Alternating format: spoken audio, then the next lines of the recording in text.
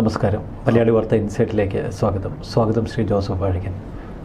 നിയമസഭാ തെരഞ്ഞെടുപ്പിന് ഇനി 3 മാസം കൂടി. അതിനിർണായകമായ ഒരു തെരഞ്ഞെടുപ്പാണ് UDFനെ സംബന്ധിച്ച്, കോൺഗ്രസിനെ സംബന്ധിച്ച് ഇക്കുറി. കഴിഞ്ഞ 2 വട്ടം കേരളം തുടർച്ചയായി ഭരിച്ച് പിണറായി വിജയൻ 3ാം വട്ടം തുടരും എന്ന മുദ്രാവാക്യം മുഴക്കി നിൽക്കുകയാണ്. UDF കടക്ക് പുറത്ത് എന്ന ടാഗ് ലൈനോടെ വളരെ വീറിട്ട ഒരു മത്സരത്തിനൊരുങ്ങുന്നു. വയനാട്ടിൽ വെച്ച് നടന്ന നേതൃ ക്യാമ്പിൽ കോൺഗ്രസ് അവകാശവാദം ഉന്നയിച്ചത് 100-ലധികം സീറ്റ്, 110 വരെ അവകാശവാദം ഉന്നയിച്ചു. പ്രതിപക്ഷ നേതാവും രമേശ് ചെന്നിത്തലയും ഒക്കെ മത്സരിച്ച് സീറ്റുകളുടെ എണ്ണത്തിൽ അവകാശ പ്രഖ്യാപനം നടത്തുന്നുണ്ട്. കനകോലു 100-ലധികം സീറ്റുകളാണ് ഔദ്യോഗികമായി പറഞ്ഞിരിക്കുന്നത്. പക്ഷേ അനൗദ്യോഗികമായി 65 സീറ്റിന് മുകളിലെന്ന് കനകോലു പറഞ്ഞു എന്നാണ് നമ്മൾ രഹസ്യമായി കേൾക്കുന്നത്. ഇതൊരു അമിത ആത്മവിശ്വാസമല്ലേ? 100-ലധികം സീറ്റുകൾ ഇക്കുറി നിയമസഭാ തെരഞ്ഞെടുപ്പിൽ നേടും എന്നൊക്കെ. മറുവശത്ത് പിണറായി വിജയനും ഇതേ അവകാശവാദം, 110 സീറ്റിൻ്റെ അവകാശവാദം മുഴക്കി നിൽക്കുകയാണ്. ഇത് ഇത്തിരി അതിശയോക്തിപരമല്ലേ? ഒട്ടും അതിശയോക്തിപരമല്ല. കാരണം ഞാൻ ഇത്രയും കാലത്തെ എൻ്റെ രാഷ്ട്രീയ എക്സ്പീരിയൻസിൽ ഞാൻ പറയാം, ഈ ഒരു പഞ്ചായത്ത് തെരഞ്ഞെടുപ്പിൽ ഒരിക്കലും ഇത്രയും വലിയൊരു വിജയം, പ്രത്യേകിച്ച് ഗ്രാമപഞ്ചായത്ത്, ഞാൻ പ്രതീക്ഷിച്ചതല്ല. ഒരു ഒപ്പത്തിനൊപ്പം എത്തിയേക്കും എന്നുള്ളൊരു പ്രതീക്ഷയായിരുന്നു നമുക്കുണ്ടായിരുന്നത്. പക്ഷെ അതിനപ്പുറത്തായിരുന്നു കേരളത്തിൻ്റെ ട്രെൻഡ്, പൊളിറ്റിക്കൽ ട്രെൻഡ്. ഒരു മാറ്റം കേരളത്തിൽ ഉണ്ടാകണമെന്ന് ആഗ്രഹിക്കുകയാണ് കേരളത്തിലെ ജനങ്ങൾ. അതിൻ്റെ ഒരു പ്രതിഫലനം കൂടിയായിരുന്നു ആ തെരഞ്ഞെടുപ്പിൻ്റെ ഫലം. അപ്പോൾ അത് പഞ്ചായത്ത് തെരഞ്ഞെടുപ്പിൽ പല കാരണങ്ങൾ കൊണ്ടും ഈ ആൻറ്റി ഗവൺമെൻറ് അല്ലെങ്കിൽ ആൻറ്റി പിണറായി വോട്ടുകളൊക്കെ ഡിവൈഡ് ചെയ്യപ്പെട്ടു പോയിട്ടുണ്ട് പല കാരണങ്ങളാൽ. പക്ഷെ പൊളിറ്റിക്കൽ മത്സരം നടക്കുന്ന 2026 അസംബ്ലി ഇലക്ഷൻ നടക്കാൻ പോകുമ്പോൾ അതിൻ്റെ റിസൾട്ട് വളരെ വലുതായിരിക്കും. വലിയ മാറ്റമായിരിക്കും സംഭവിക്കാൻ പോകുന്നത്. ആ മുന്നണി തന്നെ ഷെയ്ക്ക് ചെയ്യാൻ തുടങ്ങി. അവർ തന്നെ വല്ലാതെ ഇളകാൻ തുടങ്ങി കഴിഞ്ഞിട്ടുണ്ട്. മാത്രമല്ല, അവർക്ക് പിടിച്ചു നിൽക്കാൻ കഴിയില്ല. അത്രമാത്രം ഒരു ജനരോഷം ഒരു ഭാഗത്ത്, ന്യൂനപക്ഷങ്ങളുടെ ഒരു കൺസോളിഡേഷൻ വേറൊരു ഭാഗത്ത്, ശബരിമല ഉൾപ്പെടെയുള്ള കാരണങ്ങളിൽ ഭൂരിപക്ഷ സമുദായത്തിൽ ഈ സർക്കാരിനുള്ള വെറുപ്പ് വേറൊരു ഭാഗത്ത്. അങ്ങനെ ഏത് വിഭാഗമായി ഗവൺമെൻറ്റിനെ സപ്പോർട്ട് ചെയ്യാനുള്ളത്? എല്ലാ വിഭാഗവും ഒരു മാറ്റത്തിന് വേണ്ടി വോട്ട് ചെയ്യുന്നു. ആ മാറ്റം UDFിലൂടെ നടക്കുകയുള്ളൂ എന്നറിയാം. BJPക്ക് കേരളത്തിൽ മാറ്റം ഉണ്ടാക്കാനൊന്നും പറ്റില്ല. ഒരു സീറ്റിന് വേണ്ടി അവർ മത്സരിക്കുന്നത്. രണ്ടാമതൊരു സീറ്റ് അവർക്ക് കിട്ടുമെന്നുള്ളൊരു പ്രതീക്ഷയാണ്. പക്ഷേ മറുവശത്ത് കോൺഗ്രസ് പ്രവർത്തകർക്കും അനുഭാവികൾക്കും ഒക്കെ ഇപ്പോഴും ഒരു ചിത്രമില്ല ആരായിരിക്കും മുഖ്യമന്ത്രി എന്ന കാര്യത്തിൽ. ഒരു വശത്ത് പ്രതിപക്ഷ നേതാവ് നിൽക്കുന്നു, മറുവശത്ത് രമേശ് ചെന്നിത്തല, ഇനി ഡൽഹിയിൽ നിന്ന് പറന്നിറങ്ങാൻ KC വേണുഗോപാൽ, 3 പേരും പരസ്പരം മത്സരിക്കുന്നു. പക്ഷേ മറുവശത്ത് ഇപ്പോഴും ഒരൊറ്റ ക്യാപ്റ്റൻ മാത്രമേ ഉള്ളൂ, പിണറായി വിജയൻ. ഈ പിണറായി വിജയൻ ആദ്യം മുഖ്യമന്ത്രിയാകുന്ന 2016 മാർക്സിസ്റ്റ് പാർട്ടി കേരളത്തിലെ LDF ഇന്നയാളാ മുഖ്യമന്ത്രി എന്ന് വല്ലതും ഉയർത്തി കാണിച്ചായിരുന്നു. അച്യുതാനന്ദനും സ്ഥാനാർത്ഥിയാണ്. അതെ. അന്ന് അവരാരെ ഉയർത്തി കാണിച്ചില്ല. ആരാ മുഖ്യമന്ത്രി എന്നുള്ളതിനെക്കുറിച്ച് ഒരു ധാരണയില്ല. എല്ലാവരും ധരിച്ചത് അച്യുതാനന്ദൻ ഒരു പകുതി കാലമെങ്കിലും ഇരുന്നിട്ടേ പിണറായി വിജയൻ കൈമാറുകയുള്ളൂ എന്നാണ് വിചാരിച്ചത്. പക്ഷെ അതിനല്ല വോട്ട് ചെയ്തത്. അവരൊരു മാറ്റത്തിന് ജനങ്ങൾ വോട്ട് ചെയ്തു. ആ വോട്ട് ചെയ്ത് കഴിഞ്ഞ് ഇടതുപക്ഷത്തിന് അനുകൂലമായിരുന്ന റിസൾട്ട്. ആ ഇടതുപക്ഷത്തിന് അപ്പോൾ അവർ തീരുമാനിച്ച് മുഖ്യമന്ത്രി പിണറായി വിജയനാകട്ടെ എന്ന്. അപ്പോൾ അതൊന്നും കേരളത്തിൽ ഏതെങ്കിലും വ്യക്തികൾക്കല്ല വോട്ട് ചെയ്യുന്നത്. എപ്പോഴും ഇന്ന ആൾ വരട്ടെ എന്ന് പറഞ്ഞുകൊണ്ടല്ല. അതൊക്കെ ചിലപ്പോൾ ഉത്തരേന്ത്യൻ സംസ്ഥാനങ്ങളിലുണ്ട്. ഇവിടെ 2 കെട്ടുറപ്പുള്ള 2 മുന്നണികളാണ്. ഒന്ന് LDFും UDFും. ഈ മുന്നണികൾക്കാണ് ആളുകൾ വോട്ട് ചെയ്യുന്നത്. മൂന്നാമത് BJP കടന്നു വരാൻ ശ്രമിക്കുന്നതുകൊണ്ട് അതൊക്കെ പ്രാദേശികമായ ചില മേഖലകളിൽ പ്രശ്നം ഉണ്ടാക്കാവുന്നുള്ളതല്ലാതെ, മാത്രമല്ല 2 പേരുടെയും പരമ്പരാഗതമായ വോട്ട് ബേസിൽ ചില ചലനങ്ങളൊക്കെ ചില മേഖലകളിൽ ഉണ്ടാക്കുന്നുണ്ട് എന്നുള്ളതിനപ്പുറത്ത് അവർക്കൊന്നും നേടാൻ കഴിയില്ല. അവർക്കൊരു സീറ്റും കിട്ടാനും പോകുന്നില്ല. അങ്ങേയറ്റം ഒരു സീറ്റോ അത് അവർ പോലും ആഗ്രഹിക്കുന്നുള്ളൂ. അതിനപ്പുറത്തേക്ക് വളരെ ബുദ്ധിമുട്ടായിരിക്കും കിട്ടാൻ. അപ്പം അങ്ങനെ ഒരു സാഹചര്യത്തിൽ UDF തന്നെ വലിയ ഭൂരിപക്ഷത്തോടെ വരും. ഇതാരുടെയും കനകുലുവിൻ്റെയോ അല്ലെങ്കിൽ ഞങ്ങളുടെ ആരുടെയെങ്കിലും ദിവാസപ്പണമൊന്നുമല്ല. ഇത് കൃത്യമായിട്ട് വരുന്നൊരു കാര്യമാണ്. 2011-16 കാലഘട്ടം അന്ന് ഉമ്മൻചാണ്ടി കേരളം ഭരിച്ചിരുന്നപ്പോൾ കോൺഗ്രസിൽ ഒരുപടി തലയെടുപ്പുള്ള ഒരു താരമൂല്യമുള്ള നേതാക്കളുണ്ടായിരുന്നു. പിന്നീട് 2016 ശേഷം നീണ്ട 10 വർഷങ്ങൾ കഴിഞ്ഞുപോയി. 2016 തെരഞ്ഞെടുപ്പിൽ, 2021 നിയമസഭാ തെരഞ്ഞെടുപ്പിൽ വളരെ കുറച്ച് നിയമസഭാ സാമാജികരെ മാത്രം വിജയിപ്പിച്ചെടുക്കാനേ കോൺഗ്രസ്സിന് കഴിഞ്ഞുള്ളൂ.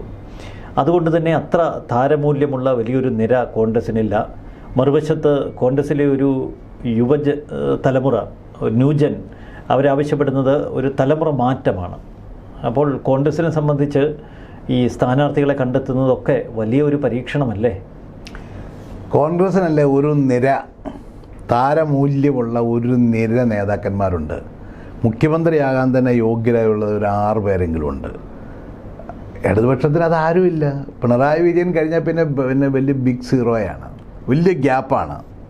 പിണറായി വിജയൻ എന്ന് പറയുന്ന ഒരു വ്യക്തി കഴിഞ്ഞാൽ പിന്നെ കേരളത്തിലെ ഏതെങ്കിലും മന്ത്രിമാരെക്കുറിച്ച് നിങ്ങൾക്ക് ആർക്കെങ്കിലും പറയാൻ പറ്റുമോ? ഒരു ഔട്ട്സ്റ്റാൻഡിങ് പെർഫോമൻസ് നടത്തിയ ഒരു മന്ത്രി, ഇവനത് പിന്നെ CPM പോട്ടെ, CPIയിലോ അല്ല ഏതെങ്കിലും ഒരു ഘടകകക്ഷിയിലോ, പിണറായി വിജയൻ കഴിഞ്ഞാൽ പിന്നെ വലിയൊരു ഗ്യാപ്പാണ്, വലിയൊരു ശൂന്യതയാണ്.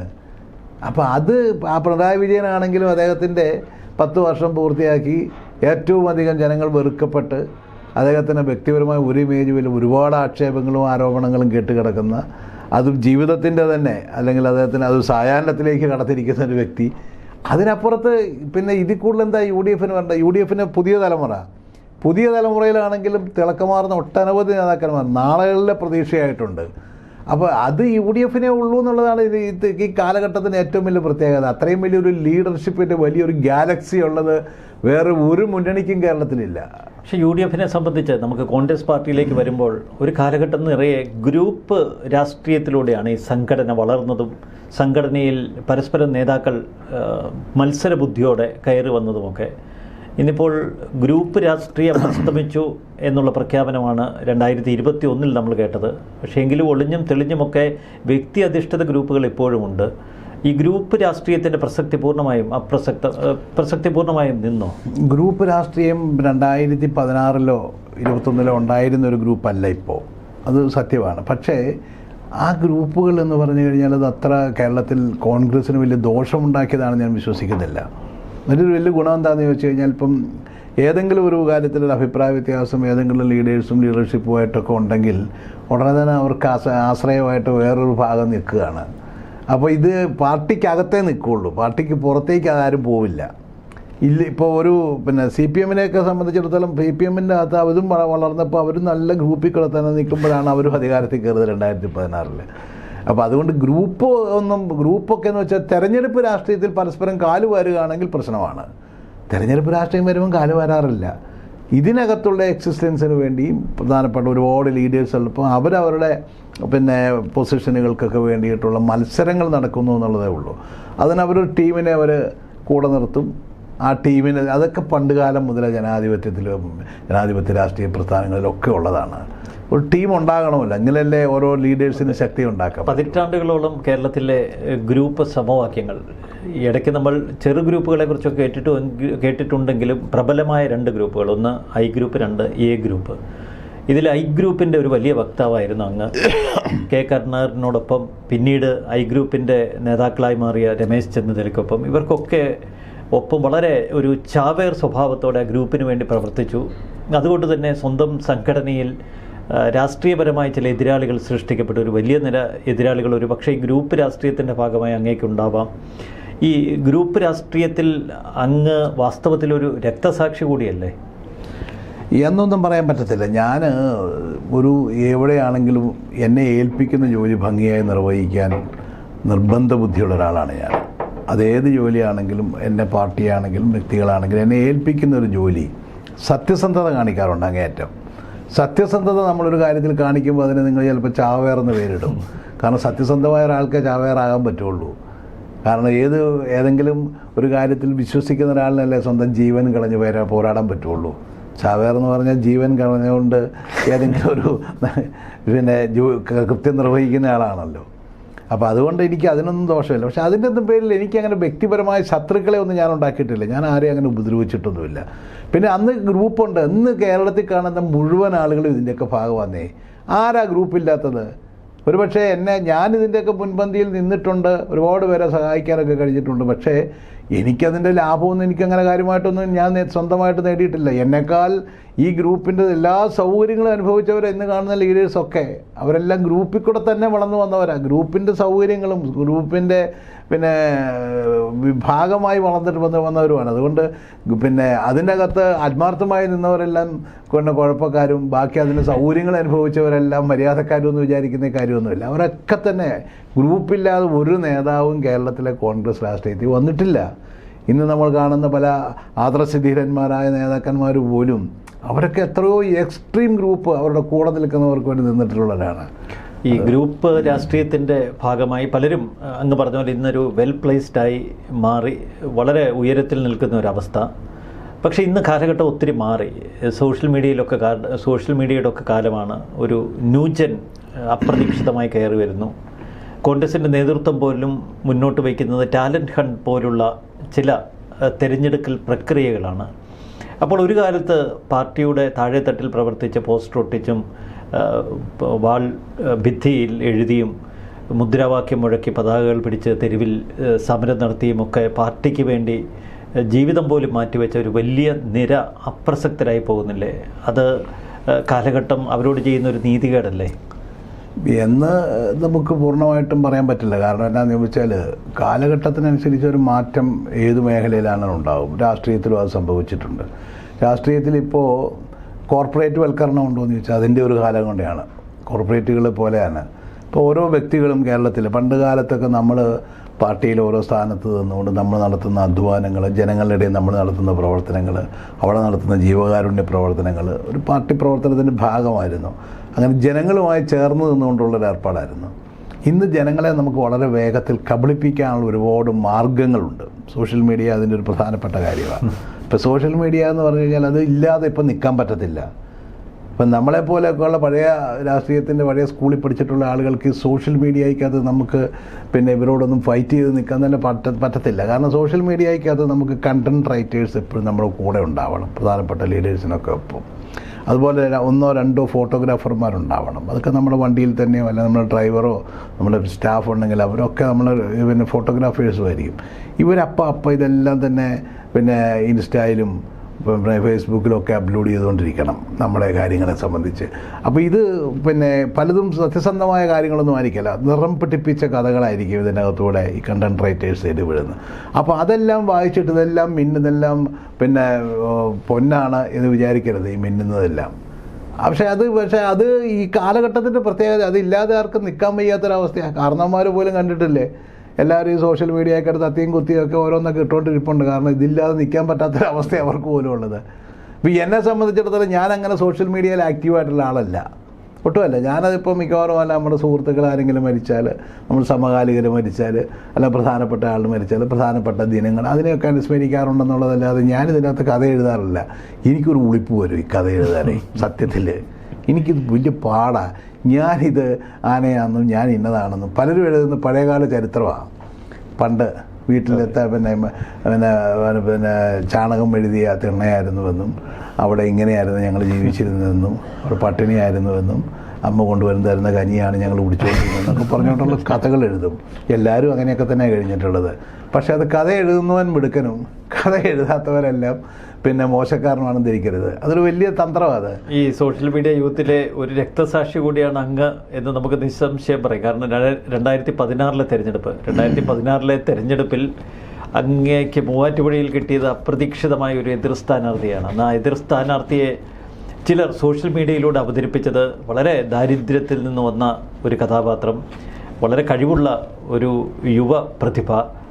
അങ്ങനെ അങ്ങുമായി പല വിധത്തിൽ താരതമ്യം ചെയ്ത് ആ ഒരു സ്ഥാനാർത്ഥിയെ മറ്റൊരു തരത്തിൽ സമൂഹ മാധ്യമത്തിലൂടെ ലോകത്തിന് മുന്നിൽ അവതരിപ്പിക്കുന്നതിൽ അന്ന് ആ സംഘം വല്ലാതെ വിജയിച്ചു. അങ്ങേക്ക് ആ ഘട്ടത്തിൽ അത് ബോധ്യപ്പെട്ടിരുന്നോ? പിന്നീട് അത് തിരിച്ചറിഞ്ഞിരുന്നോ? 2011-2016 കാലഘട്ടത്തിലെ ആ നിയമസഭയിൽ എനിക്ക് തോന്നുന്നു വികസന രംഗത്ത് ഒരുപാട് കാര്യങ്ങൾ ചെയ്തൊരു MLA ആയിരുന്നു ഞാൻ. മൂവാറ്റുപുഴയിലെ ജനങ്ങൾ എൻ്റെ മുൻപിൽ ഞാൻ 2011 ഇലക്ഷന് ചെല്ലുമ്പോൾ എൻ്റെ മുമ്പിൽ പറഞ്ഞിട്ടുള്ള ഏതാണ്ട് ഒരു 80% കാര്യങ്ങളും എനിക്ക് ചെയ്യാൻ കഴിഞ്ഞിട്ടുണ്ട്. അതുപോലെ ജനങ്ങളോടൊപ്പം നിൽക്കാൻ കഴിഞ്ഞിട്ടുണ്ട്, അതുപോലെ സഹായങ്ങൾ എത്തിക്കാൻ കഴിഞ്ഞിട്ടുണ്ട്. അങ്ങനെ ഞാൻ അവിടെ ഒരു എതിരാളി ഇല്ലാത്ത രീതിയിലാണ് ഞാൻ ചിന്തിച്ചുകൊണ്ടിരുന്നത്. അങ്ങനെ നിന്നിരുന്നൊരു കാലഘട്ടമാണ്. ഞാൻ അന്ന് പാർട്ടി വക്താവാണ്. 2004 മുതൽ 2021 വരെ ഏതാണ്ട് 15-16 കൊല്ലക്കാലം ഞാൻ കോൺഗ്രസ് പാർട്ടിയുടെ വക്താവായിരുന്നു. കേരളത്തിലെ മിക്ക ചാനലുകളും സ്റ്റാർട്ട് ചെയ്തപ്പോൾ ആദ്യത്തെ പൊളിറ്റിക്കൽ ഡിബേറ്റിൽ വിളിച്ചിരുന്ന ഒരാൾ ഞാനായിരുന്നു. ആ നിലയിൽ നിറഞ്ഞു നിന്നിരുന്ന ഒരാളാണ്. പത്രമാധ്യമങ്ങളിൽ നല്ല സുഹൃത്തുക്കളും നല്ല ബന്ധങ്ങളും ഉണ്ടായിരുന്ന ഒരാളാണ്.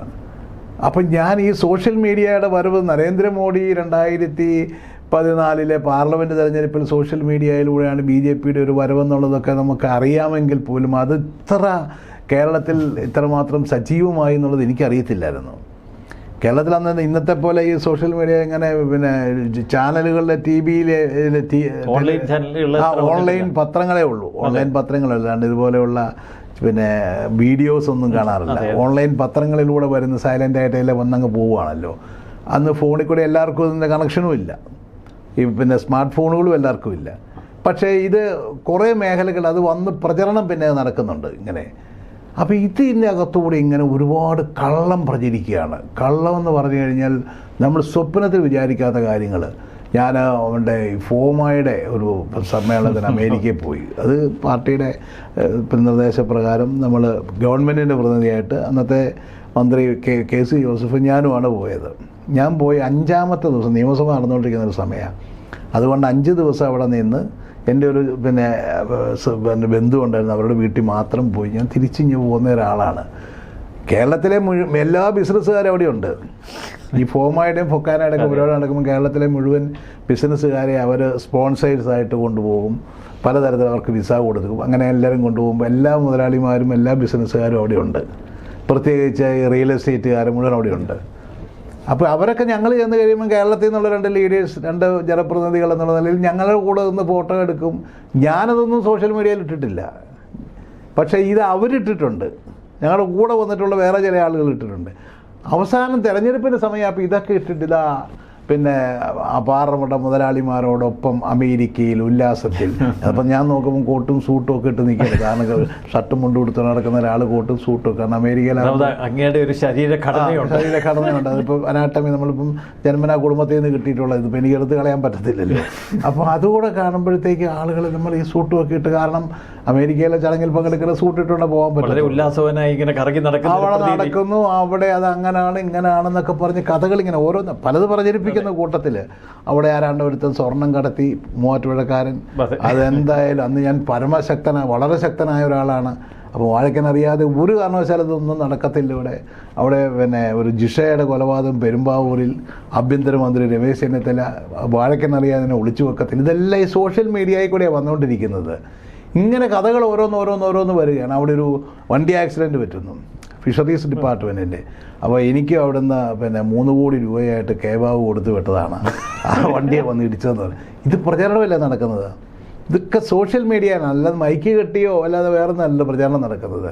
അല്ല, മറുവശത്ത് എതിർ സ്ഥാനാർത്ഥിയെ ദാരിദ്ര്യത്തിൻ്റെ പടുകൂടിയിൽ കിടക്കുന്ന ഒരൊറ്റ മുറി വീട്ടിൽ ഒരൊറ്റ കസേര മാത്രം, ഒരു സ്റ്റൂള് മാത്രമേ ഉള്ളൂ. ആ സ്റ്റൂളുമേ കയറിയിരിക്കുന്ന പടവും ഒക്കെ ആയിട്ട് ഇങ്ങനെ വേറെ രീതിയിൽ അങ്ങ് അവതരിപ്പിക്കുകയാണ്. അത് പിന്നെ മുഖ്യധാരാ മാധ്യമങ്ങൾ പോലും അതെടുത്ത് കഥകൾ ഇങ്ങിടുകയാണ്. അപ്പോൾ ഇതൊരു വല്ലാത്ത പ്രചരണമായിരുന്നു. അന്ന് വരെ നാട്ടിലങ്ങനെ അദ്ദേഹത്തെ അങ്ങനെ കാര്യമായിട്ട് അറിയില്ലാത്ത ഒരാളായിരുന്നുകൊണ്ട് ഈ പ്രചരണമൊക്കെ ശരിയായിരിക്കുമെന്ന് ധരിച്ചു. ജോസഫ് വാഴക്കൻ എന്ന് പറഞ്ഞു കഴിഞ്ഞാൽ വേറെ സർവ്വപ്രമാണി, എല്ലാ സംവിധാനങ്ങളും ഒക്കെയുള്ള ഒരാൾ എന്നുള്ള വേറൊരു നറേഷൻ. ഞാൻ പറഞ്ഞില്ലേ, തെരഞ്ഞെടുപ്പ് അടുക്കുമ്പം പോലീസ് റിപ്പോർട്ടൊക്കെ എന്ന് വെച്ചാൽ സ്പെഷ്യൽ ബ്രാഞ്ചിൻ്റെയൊക്കെ റിപ്പോർട്ട് എനിക്ക് 25,000 വോട്ട്, കാരണം എതിരില്ലാത്ത രീതിയിലാണ് ഞാൻ നിന്നിരുന്നത്. അത്രമാത്രം ഞാനവിടെ എൻ്റെ ജീവിതം സമർപ്പിച്ച മണ്ണാണ് മൂവാറ്റുപുഴ. എനിക്കൊരു പ്രദേശത്തോടെ ഏറ്റവും വലിയ പിന്നെ അഫക്ഷൻ ഏതിനോടെന്ന് ചോദിച്ചാൽ എനിക്കിന്നും മൂവാറ്റുപുഴയോടാ. എന്നെ ആദ്യമേ ഒരു ജനപ്രതിനിധി ആക്കിയതവരാണ്. അതുപോലെ തന്നെ എനിക്ക് അതുപോലെ സ്നേഹവും തന്നിട്ടുള്ള ആളുകളാണ്. ഈ 2016 തെരഞ്ഞെടുപ്പിന് ശേഷം അന്ന് ഉമ്മൻചാണ്ടി ഒരു സ്വകാര്യ സംഭാഷണത്തിൽ പറഞ്ഞിട്ടുണ്ട്, ജോസഫ് വാഴക്കൻ മൂവാറ്റുപുഴയിൽ തോറ്റു എന്നത് എനിക്ക് വിശ്വസിക്കാൻ കഴിഞ്ഞില്ലെന്ന്. അത് സത്യം പറഞ്ഞാൽ എൻ്റെ ഒരു കഴിവുകേടായിട്ടോ ഞാൻ കൂട്ടുകയാണ്. സത്യത്തിൽ ഈ ഇത്രയും വലിയൊരു നാടകം ഇതിൻ്റെ പിന്നിൽ നടന്നിട്ട് അത് എനിക്കത് തിരിച്ചറിയാനോ അതിനെ പ്രതിരോധിക്കാനോ മറുപ്രചരണം നടത്താനോ കഴിഞ്ഞില്ല എന്നുള്ളത് എൻ്റെ ഒരു വീഴ്ച തന്നെയായിരുന്നു, സംശയമൊന്നുമില്ല. അതെൻ്റെ ഒരു പരാജയമായി തന്നെ ഞാൻ പിന്നീട് വിലയിരുത്തിയിട്ടുണ്ട്. അതുപോലെ തന്നെ ലാസ്റ്റ് കേരള കോൺഗ്രസ് നമ്മുടെ ഘടകകക്ഷിയാണ്. കേരള കോൺഗ്രസ് എന്ന് പറഞ്ഞാൽ ജനാധിപത്യ കേരള കോൺഗ്രസ് ഉണ്ടായത് അപ്പോഴാണ് ഫ്രാൻസിസ് ജോർജിൻ്റെ. ഈ കേരള കോൺഗ്രസ് മൂവാറ്റുപുഴയിലുള്ളത് ജനാധിപത്യ കേരള കോൺഗ്രസേ ഉണ്ടായിരുന്നുള്ളൂ, ഈ ഫ്രാൻസിസ് ജോർജിൻ്റെ. കാരണം മാണി ഗ്രൂപ്പും മറ്റുള്ളവരൊക്കെ വളരെ കുറച്ച് പേരേ ഉള്ളൂ. ബാക്കി ജോസഫ് ഗ്രൂപ്പിൽ PJ ജോസഫ്, പിന്നെ ഫ്രാൻസിസ് ജോർജും KM ജോർജ് സാറിൻ്റെ ഒരു പാരമ്പര്യത്തിലുള്ള കേരള കോൺഗ്രസ് കുടുംബങ്ങൾ അവിടെയുള്ളത്. ഒറ്റയടിക്ക് തെരഞ്ഞെടുപ്പിന് ഒരാഴ്ച മുമ്പ് ഇത് നേരെ LDFിലേക്ക് പോവുകയും അദ്ദേഹം പോയി ഇടുക്കി സ്ഥാനാർത്ഥിയാകുകയും 2 പഞ്ചായത്തുകൾ, ആരക്കോട് പഞ്ചായത്തും അതുപോലെ തന്നെ കല്ലൂർക്കാട് പഞ്ചായത്തും ഒക്കെ കേരള കോൺഗ്രസിന് കുറേ ശക്തിയുള്ള ഏരിയയായിരുന്നു. അവിടെ എല്ലാം ഒന്നിച്ച് പോയി. അപ്പോൾ അവർ പോയതിനേക്കാൾ കൂടുതൽ അവർ നടത്തിയ കള്ളപ്രചരണങ്ങളാണ്. സാമുദായികമായി ആ നാട്ടിൽ പല കാര്യങ്ങളിലും പിന്നെ വിഷയങ്ങളിലും ചേരിതിരിവുണ്ടാക്കുന്ന രീതിയിൽ വല്ലാത്തൊരു കള്ളപ്രചരണങ്ങളൊക്കെ നടത്തി. അപ്പോൾ ഇതെല്ലാം കൂടെ വന്നിട്ട് സത്യം പറഞ്ഞു കഴിഞ്ഞാൽ അത് ഈ സമയദോഷം എന്ന് പറഞ്ഞാൽ അതുപോലെ നമ്മുടെ കയ്യിൽ നിന്ന് ഒന്നാമത് ഇലക്ഷൻ 3 മാസമാണ്. ഇന്നത്തെ പോലെ 15 ദിവസമോ 20 ദിവസം അല്ല. മാർച്ച് 1-ാം തീയതി പ്രഖ്യാപിച്ച ഇലക്ഷന് മെയ് മാസം 26-ാം തീയതി മറ്റായിരുന്നു. എനിക്ക് മെയ് മാസം അവസാനമായിരുന്നു പോളിംഗ്, ഏറ്റവും ലാസ്റ്റായിരുന്നു പോളിംഗ് നടന്നത്. അപ്പോൾ ഏതാണ്ട് 3 മാസം, മാർച്ച് ഏപ്രിൽ മെയ് 3 മാസക്കാലം നീണ്ടു നിൽക്കുന്ന. അപ്പോൾ ഇങ്ങനെ കഥകൾ. അപ്പോൾ അതിൻ്റെ ഇടയ്ക്ക് ഇങ്ങനെ ഞാൻ പറഞ്ഞില്ലേ പിന്നെ പെരുമ്പാവൂര് ജിഷ കൊലക്കേസ്, ഇങ്ങനെ ഒരുപാട് ഇഷ്യൂസ് ഇനി കേരള രാഷ്ട്രീയത്തിൽ വരിക. അന്നൊരു കള്ളപ്രചരണങ്ങളുടെ ഒരു വ്യക്തിമായി അങ്ങ് തെരഞ്ഞെടുപ്പിൽ തോൽക്കുന്നു. പക്ഷേ അത് പാർട്ടി തിരിച്ചറിഞ്ഞില്ല എന്ന് വേണ്ട. നമ്മൾ 2021 മൂവാറ്റുപുഴയിൽ അങ്ങേക്ക് സീറ്റ് നിഷേധിക്കുമ്പോൾ തിരിച്ചറിയേണ്ടത്. അന്നത്തെ ഞാൻ പറഞ്ഞില്ല, അന്നത്തെ പിന്നീട് ഞാൻ ഓർക്കുന്നത് നമ്മുടെ മറുനാടൻ മലയാളി അല്ല, ഷാജൻ എന്നോട് വ്യക്തിപരമായി പറഞ്ഞിട്ടുണ്ട് ഈ 2016 തെരഞ്ഞെടുപ്പിനെ കുറിച്ച്. അന്ന് ആ മൂവാറ്റുപുഴയിൽ നടന്ന പ്രചരണത്തെക്കുറിച്ച് ആദ്യഘട്ടത്തിൽ ഷാജൻ പോലും തെറ്റിദ്ധരിച്ചു. ജോസഫ് വാഴക്കനെയും പുതിയ സ്ഥാനാർത്ഥിയും തമ്മിൽ കമ്പയർ ചെയ്തുള്ള ആ വലിയ പ്രചരണം ഷാജൻ വിശ്വസിച്ചു പോയി എന്നാണ് ഷാജൻ എന്നോട് പറഞ്ഞത്. ആ സ്ഥാനാർത്ഥിയെക്കുറിച്ച് പുറത്തു വന്ന നിറം പിടിപ്പിച്ച കഥകളൊക്കെ പൂർണ്ണമായും ശരിയാണ് എന്ന ധാരണയായിരുന്നു. അല്ല, അന്ന് ഞാനും പറഞ്ഞില്ലേ, ഷാജനൊക്കെ ആയിട്ട് നിങ്ങൾക്ക് അറിയാമല്ലോ, എനിക്ക് എത്രയോ കാലമായിട്ട് അറിയാവുന്നതാണ്, എത്രയോ ബന്ധങ്ങളുണ്ടായിരുന്നത്. ഈ ഷാജൻ്റെയാണ് മറുനാടൻ മലയാളി എന്ന് പോലും എനിക്കൊന്നും അറിയത്തില്ലാത്തൊരു കാലമാണ് സത്യത്തിൽ. എനിക്കത് അറിയത്തു പോലും. അപ്പോൾ ഇതിങ്ങനെ ഈ പറഞ്ഞല്ലേ ഈ പിന്നെ ഓൺലൈൻ പിന്നെ പത്രങ്ങളാണല്ലോ വരുന്നത്. അപ്പോൾ അതിനകത്തൂടെ ഇപ്പോൾ ആരോണ്ടോ എന്നോട് ഇങ്ങനെ ഇടയ്ക്ക് പറയുന്നുണ്ട് മറുനാടൻ മലയാളിയിൽ ഇങ്ങനെ പറയുന്നുണ്ട് അങ്ങനെ പറയുന്നുണ്ട്. ഇതെന്തായി പറയുന്നതെന്ന് എനിക്കറിയത്തില്ല. കാരണം അവിടെയും കണ്ടൊരു ലേഖകനുണ്ട്, ഒരുത്തിനെ ഇങ്ങനെ അവരെ ഡീൽ ചെയ്തിരിക്കുകയാണ്. അപ്പോൾ അവർ കൊടുക്കുന്ന കഥകൾ ഇങ്ങനെ ഓരോ ദിവസം ഇങ്ങനെ പ്രസിദ്ധീകരിച്ചുകൊണ്ടിരിക്കുകയാണ് കഥകൾ. അപ്പോൾ ഈ ആളുകൾക്ക് ഇത് മാത്രമല്ലേ കേൾക്കുന്നുള്ളൂ, തിരിച്ചൊന്നും കേൾക്കുന്നില്ല. ഇത് എല്ലാവരിലേക്കും ചെല്ലുന്നതല്ല, വളരെ കുറച്ച് ആളുകളിലേക്ക് കിട്ടുന്ന ആളുകളിലെ പിന്നെ അവർ വാമൊഴിയായിട്ട് ഇവരിത് പിന്നെ ബാക്കിയുള്ള ആളുകളോട് പറയല്ലേ അതങ്ങനെയാണ് ഇങ്ങനെയാണെന്ന്. ഒരു വലിയ ക്യാമ്പയിനായിരുന്നു. അപ്പോൾ അത് ഈ പറഞ്ഞതുപോലെ എനിക്ക് ജീവിതത്തിൽ സത്യത്തിൽ ഞാൻ പറഞ്ഞൊരു പാഠമായിരുന്നത്. 2016-21 കാലഘട്ടത്തിൽ അന്ന് പ്രതിപക്ഷ നേതാവ് രമേശ് ചെന്നിത്തലയാണ്. കേരളത്തിലെ കോൺഗ്രസ് നേതാക്കൾ അന്ന് ഏറ്റവും തലയെടുപ്പുള്ള ഒരു നേതാവ്. ഉമ്മൻചാണ്ടിയുടെ ഒരു കാലം അസ്തമിച്ച സമയം. അത്ര ശക്തനായ ഒരു രാഷ്ട്രീയ നേതാവ്, പ്രതിപക്ഷ നേതാവ് അങ്ങേക്കൊപ്പമുണ്ടായിരുന്നിട്ടും, കാരണം അങ്ങയുടെ അതേ പ്രവർത്തന പന്ഥാവിലൂടെയാണ്, അതേ ഗ്രൂപ്പ് സമവാക്യങ്ങളിലൂടെ വളർന്നു വന്ന ഒരു നേതാവാണ്. എന്നിട്ടും രമേശ് ചെന്നിത്തല 2021 അങ്ങേക്ക് സീറ്റ് ഉറപ്പിക്കുന്നതിൽ പരാജയപ്പെട്ടില്ലേ? രമേശ് ചെന്നിത്തല ഞാനത് കുറ്റം പറയുന്നില്ല, ആരെയും പറ്റുന്നില്ല. എന്നുവെച്ചാൽ അന്നൊക്കെ ഞാൻ പറഞ്ഞ PR ഏജൻസികൾ വളരെ ശക്തമായി നിൽക്കുന്ന ഒരു കാലമാണ്. ബംഗളൂരുവിൽ നിന്നും ഡൽഹിയിൽ നിന്നുമൊക്കെ PR ഏജൻസികളെ അവരെത്തിയിട്ട് നമ്മളിവിടെ നിന്നാൽ തോറ്റുപോകുമെന്നുള്ളൊരു നറേഷൻ അങ്ങ് ഉണ്ടാക്കുകയാണ്. അല്ലാതെ അതിൻ്റെ കുറേ അതിന് വേണ്ടിയിട്ട് അവർ വന്ന് പോസ്റ്റർ ഒട്ടിക്കുന്നു, മൂവാറ്റുപുഴയിലെ പോസ്റ്റർ ഒട്ടിക്കുന്നു. എനിക്കെതിരായിട്ടുള്ള ഒരു കാര്യമില്ല. പഞ്ചായത്ത് ഇലക്ഷൻ എന്ന് പറഞ്ഞാൽ കേരളത്തിൽ ഏറ്റവും വലിയ വിജയം നേടിയ പഞ്ചായത്ത് ഇലക്ഷനായിരുന്നു. കോൺഗ്രസിനെ നേടിയത് മൂവാറ്റുപുഴയിലായിരുന്നു. രമേശ് ചെന്നിത്തലയുടെ തലയ്ക്ക് മുകളിലൂടെ പല നിയോജക മണ്ഡലങ്ങളിലും, വിജയസാധ്യതയുള്ള പല നിയോജക മണ്ഡലങ്ങളിലും തങ്ങളുടെ സ്ഥാനാർത്ഥികളെ ഉറപ്പിക്കാൻ ഒരു ഗൂഢപദ്ധതി അന്ന് ആസൂത്രണം ചെയ്ത് അവതരിപ്പിക്കുകയുണ്ടായല്ലോ. അതൊന്നും എനിക്കതിനെക്കുറിച്ച് കൃത്യമായിട്ട് അറിയത്തില്ല. പക്ഷേ ഇത് മൂവാറ്റുപുഴയെ സംബന്ധിച്ച് എനിക്കറിയാം. മൂവാറ്റുപുഴയെ സംബന്ധിച്ച് ആ പഞ്ചായത്ത് ഇലക്ഷൻ എന്ന് പറഞ്ഞാൽ ഡിസംബർ 30-ാം തീയതി ആയപ്പോഴേ പഞ്ചായത്ത് പ്രസിഡന്റുമാരും മുനിസിപ്പൽ ചെയർമാന്മാരൊക്കെ ചാർജ് എടുത്ത് അന്ന് ഒരു പഞ്ചായത്ത് ഒഴിച്ച് 11 പഞ്ചായത്തും മുനിസിപ്പാലിറ്റിയും ജയിച്ച കേരളത്തിലെ കോൺഗ്രസിന് ഇത്രയും വലിയ വിജയം നേടിയ വേറൊരു നിയോജക മണ്ഡലം 2020 തെരഞ്ഞെടുപ്പിൽ. ആ തെരഞ്ഞെടുപ്പ് കഴിഞ്ഞ് വിജയശ്രീലാളി ഇതിനായി നിൽക്കുന്നു. അതിൻ്റെ പിറ്റേ ദിവസം നമ്മുടെ മോളുടെ കല്യാണം, അതിൻ്റെ പിറ്റേ ദിവസം എനിക്ക് കോവിഡ് വരുന്നു. ഇതെല്ലാം കഴിയുന്ന ആ ഒരു കാലഘട്ടത്തിൽ ഇറങ്ങിയ ഒരു പ്രചരണം ഈ ഇലക്ഷന് ശേഷമാണ്, അതുവരെ ഉണ്ടായിട്ടില്ല.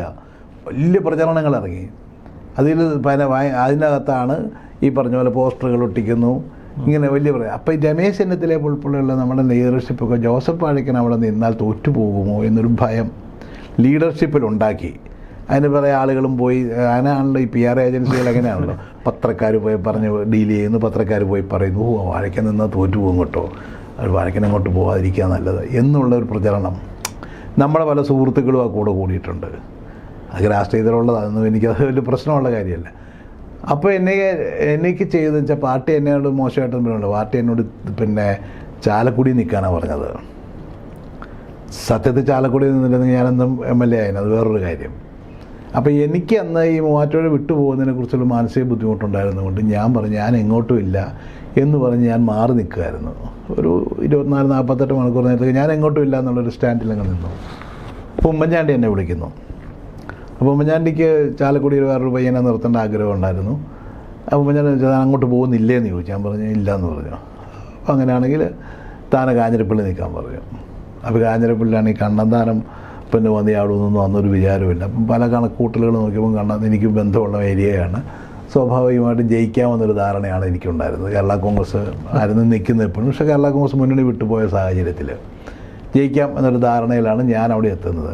ഞാൻ എത്തിയ ഒരു 2 ആഴ്ച കഴിഞ്ഞിട്ടാണ് ഈ കണ്ണന്താനം വരുന്നത്. കണ്ണന്താനം അവിടെ ലോക്കലാണ്, MLA ആയിരുന്നു, മന്ത്രിയായിരുന്നു, അവിടെ കളക്ടറായിരുന്നു, ഒരുപാട് കുടുംബ ബന്ധങ്ങളൊക്കെ ഉള്ള സഭയായിട്ടൊക്കെ. ഇപ്പം സഭയായിട്ടുള്ള ബന്ധത്തെക്കാൾ നമ്മുടെ UDF കുടുംബത്തിൽപ്പെട്ട ആളാണല്ലോ. അപ്പോൾ UDFൻ്റെ കുറേ വോട്ടുകൾ ഒരുപാട് വോട്ടുകൾ കൊണ്ടുപോയി. ആ വോട്ടുകൾ കൊണ്ടുപോയി എന്ന് മാത്രമല്ല BJP RSS വോട്ട് അങ്ങേർക്ക് കിട്ടിയില്ല, അതും ഇടതുപക്ഷത്തിന് പോയി, ജയരാജിലേക്ക് പോയി. അങ്ങനെ 2 എഫക്റ്റാണ് ഉണ്ടായത്. UDF വോട്ടിങ് പിടിച്ചെന്ന് മാത്രമല്ല, തിരിവ് അത് നേരെ BJP RSS. കാരണം BJP ഒറ്റയ്ക്ക് ഭരിച്ചുകൊണ്ടിരുന്ന പള്ളിക്കത്തോട് പഞ്ചായത്തിൽ വളരെ ദയനീയമായിരുന്നു BJP സ്ഥാനാർത്ഥിയായ കണ്ണന്താനത്തിന് വോട്ട്. വളരെ 3-ാം സ്ഥാനത്ത് വളരെ ദയനീയമായിട്ട് പോയി. അപ്പോൾ ആ നിലയിലൊരു വലിയ പോളറൈസേഷൻ അവിടെ ഉണ്ടായി. ഇതൊക്കെ ചില സമയദോഷം ഇതെല്ലാം നമ്മുടെ നിലയിൽ വന്നതാണ്. അപ്പോൾ അങ്ങനെയാണ് ഞാനവിടെ തോക്കുന്നത്.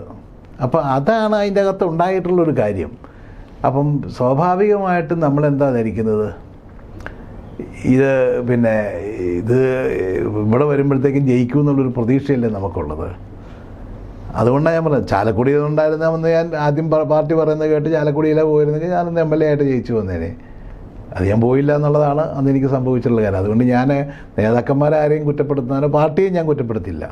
കോൺഗ്രസിൻ്റെ KPCC പ്രസിഡന്റ് ഇപ്പോൾ സണ്ണി ജോസഫ് ഒരു ക്രിസ്ത്യൻ സമുദായത്തിൽ നിന്നുള്ള ആളാണ്. പക്ഷേ UDFൻ്റെ ഒരു മുഖ്യ ഘടകമായി മുസ്ലിം ലീഗ് അടുത്ത ഭരണത്തിലുണ്ടാകും. മുസ്ലിം ലീഗിൻ്റെ MLA-മാരുടെ എണ്ണം, മുസ്ലിം സമുദായത്തിൻ്റെ പ്രാതിനിധ്യം, ഇതൊക്കെ വലിയ തലത്തിൽ ഇപ്പോൾ ചർച്ച ചെയ്യപ്പെടുന്നു. അടുത്ത UDFൻ്റെ ഒരു ഭരണകാലഘട്ടത്തിൽ ഒരു ക്രിസ്ത്യൻ സമുദായത്തിന് അർഹിക്കുന്ന പ്രാതിനിധ്യം അത് കിട്ടിയില്ല എങ്കിൽ ഈ ക്രിസ്ത്യൻ സമുദായത്തിൽപ്പെട്ട ഒരുപിടി ആളുകൾ ഒരു വലതുപക്ഷ ചായവിലേക്ക് BJP ഉൾപ്പെടെയുള്ള സംവിധാനങ്ങളിലേക്ക് ചേക്കേറാനുള്ള സാധ്യതയില്ല. അത് മുൻകൂട്ടി കണ്ട് കൂടുതൽ ക്രിസ്ത്യൻ സമുദായത്തിൽ നിന്നുള്ള നേതാക്കളെ അതിൻ്റെ മുൻനിരയിലേക്ക് മാറ്റിയെടുക്കാനുള്ള ഉത്തരവാദിത്വം കോൺഗ്രസ് സംവിധാനത്തിനുണ്ടല്ലോ. കഴിഞ്ഞ പഞ്ചായത്ത് തെരഞ്ഞെടുപ്പിൻ്റെ റിസൾട്ട് എന്ന് പറഞ്ഞാൽ ഈ പറയുന്ന കുറേ പ്രചരണങ്ങളൊക്കെ നടക്കുമെന്നൊക്കെ നമുക്ക് ചില സംശയങ്ങളൊക്കെ തോന്നിയിരുന്നു. കാരണം ഈ BJP സ്പോൺസേഡായിട്ടുള്ള ചില സംഘടനകളുണ്ട്, കാസ ഉൾപ്പെടെയൊക്കെയുള്ള സംഘടനകളുണ്ട്, അവരുടെ ചില ചാനലുകളുണ്ട്. അവരൊക്കെ വലിയ ഈ ക്രിസ്ത്യൻ മുസ്ലിം റിഫ്റ്റ് വർദ്ധിപ്പിക്കത്തക്ക രീതിയിലുള്ള കള്ളവാർത്തകൾ ഇങ്ങനെ നിരന്തരമായി പടച്ചു വിട്ടുകൊണ്ടിരിക്കുന്ന ആളുകളാണ്. ഓസ്ട്രേലിയയിൽ, ഇപ്പോൾ ന്യൂസിലൻഡിൽ, അമേരിക്കയിൽ കുറച്ചൊക്കെ യാഥാർത്ഥ്യമുണ്ട്. ഒരു യാഥാർത്ഥ്യമില്ല. അവിടെയൊക്കെ പലതൊക്കെ നടക്കുന്നുണ്ടാകാം. അതൊന്നും ഇന്ത്യൻ ഒരു അറ്റ്മോസ്ഫിയറിലോ കേരള രാഷ്ട്രീയത്തിലോ ഇതൊന്നും ബാധിക്കുന്ന ഒരു കാര്യമല്ല. കേരളത്തിലെ ക്രിസ്ത്യൻ കമ്മ്യൂണിറ്റിക്ക് ഒരു പ്രശ്നം ഉണ്ടാകേണ്ട കാര്യമല്ല. കാരണം ഇവിടെ വളരെ സേഫായിട്ട് നിൽക്കുന്ന ഒരു കമ്മ്യൂണിറ്റിയാണ് ക്രിസ്ത്യൻ കമ്മ്യൂണിറ്റി.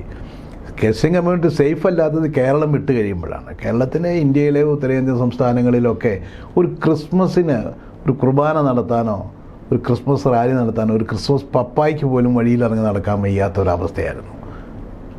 RSSും BJP ഇവിടെ നമ്മളെ വീടുകളിൽ കൊണ്ടുവന്ന് കേക്ക് തരുന്നു, പ്രാർത്ഥിക്കുന്നു, ഭയങ്കര ബഹളമാണ്. ഇവിടെ സുരേഷ് ഗോപിയൊക്കെ പാട്ട് പാടുന്നു, പള്ളിയിൽ പോയി പാട്ട് പാടുന്നു. ഇതൊക്കെ ചെയ്യുമ്പോഴും നിങ്ങൾ ഓർക്കേണ്ട എന്താണെന്ന് വെച്ച് കഴിഞ്ഞാൽ ഉത്തരേന്ത്യൻ സംസ്ഥാനത്തൊക്കെ കേരളത്തിൽ നിന്നാണ് ഒരുപാട് മിഷണറിമാർ പ്രവർത്തിക്കുന്നത്. സിസ്റ്റേഴ്സും അച്ഛന്മാരും ഒക്കെ ഒരുപാട് കേരളത്തിൽ നിന്നുള്ളവരാണ്. അവിടെയുള്ള വിദ്യാഭ്യാസ സ്ഥാപനങ്ങൾ റൺ ചെയ്യുന്നത്, അവിടെയുള്ളവർക്കൊക്കെ വിദ്യാഭ്യാസം കൊടുക്കുന്നതിലും വലിയ പങ്ക് വഹിച്ചിട്ടുള്ളതായി കമ്മ്യൂണിറ്റി. അവരുടെ സ്കൂളുകളിലാണ് അവിടുത്തെ ഒരുമാതിരി എല്ലാ ആളുകളും സ്കൂൾ കുട്ടികളെ വിടുന്നത്. അവിടെ അവർക്ക് പ്രവർത്തിക്കാൻ വയ്യാത്തൊരവസ്ഥയിലേക്ക് കാര്യങ്ങൾ പോയിരിക്കുകയല്ലേ. എന്നിട്ട് എന്തെങ്കിലും ചെയ്യാൻ പറ്റും. അതുകൊണ്ട് തന്നെ അതൊക്കെ വെറും കാപട്യമാണെന്നുള്ളതൊക്കെ കൃത്യമായിട്ട് സമുദായത്തിന് ബോധ്യപ്പെട്ടു. ഈ തെരഞ്ഞെടുപ്പിൻ്റെ പ്രത്യേകത ക്രിസ്ത്യൻസിൻ്റെ എല്ലാ ഡിനോമിനേഷനും, അത് യാക്കോബയായിട്ടാണെങ്കിലും ഓർത്തഡോക്സ് ആയിട്ടാണെങ്കിലും അതുപോലെ തന്നെ പെന്തക്കോസ് വിഭാഗത്താണെങ്കിലും മർത്തോമയാണെങ്കിലും കത്തോലിക്കലാണെങ്കിലും എല്ലാ വിഭാഗങ്ങളും ഒന്നിച്ചൊരു മാറ്റത്തിന് വേണ്ടി വോട്ട് ചെയ്തൊരു കാലമാണ്. അതുപോലെ മുസ്ലിം കമ്മ്യൂണിറ്റിയിലെ എല്ലാ വിഭാഗവും അതിനകത്ത് പലതരത്തിലുള്ള ഡിവിഷനുകൾ ഉണ്ടാകാറുള്ളതാണ്. പക്ഷേ ഇത്തവണ അങ്ങനെ ഒരു ഡിവിഷനൊന്നും ഉണ്ടാകാതെ അവരെല്ലാവരും ഒരു മാറ്റത്തിന് വേണ്ടിയാണ് നിന്നത്. അതിൻ്റെയൊക്കെ കാര്യം എന്ന് വെച്ചാൽ ന്യൂനപക്ഷങ്ങളെ സംബന്ധിച്ചിടത്തോളം, അതുപോലെ ശബരിമല ഇഷ്യൂ വന്നതോടെ ഈ ഗവൺമെൻറ്റിലുള്ള വിശ്വാസം നഷ്ടപ്പെട്ടു. ശബരിമലയിലെ ഭക്തരെയും ആ ക്ഷേത്രവും അതിൻ്റെ സംവിധാനങ്ങളും ഒക്കെ കാത്തു സൂക്ഷിക്കാൻ ഉത്തരവാദിത്തപ്പെട്ട ദേവസ്വം ബോർഡ് എന്ന് പറഞ്ഞാൽ അവന്മാർ തന്നെ കള്ളന്മാരാണെന്ന് പറയുന്നത് സത്യത്തിൽ അത്ഭുതപ്പെട്ടു പോവുകയാണ്. ഞാൻ ആദ്യം ഇത് വിശ്വസിച്ചേ ഇല്ല.